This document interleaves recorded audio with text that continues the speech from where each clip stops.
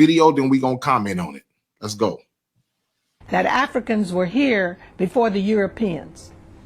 So what do you do with the heads in Mexico that you find at San Lorenzo, at Tres Zapotes?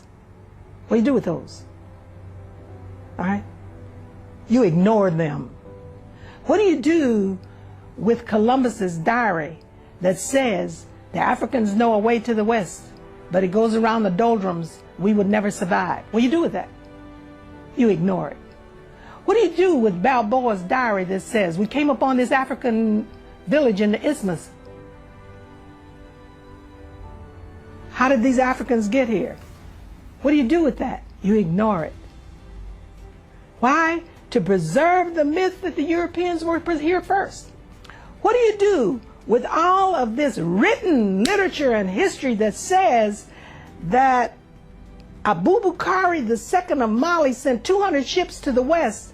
One came back and said they were afraid that the others disappeared. And then to have Balboa find this village that looks just like Mali, where he was, what do you do with this information? You ignore it. You ignore it.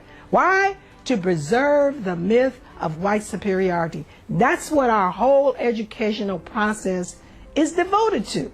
What do you do with this whole history? This is a written history, my dear. Written. I'm not talking about hearsay. I'm not talking about a griot said this. I'm not talking about something handed down from one generation to the other through voice. I'm talking about written history of the Egyptians. What do you do with this? You ignore it. All right, there it is.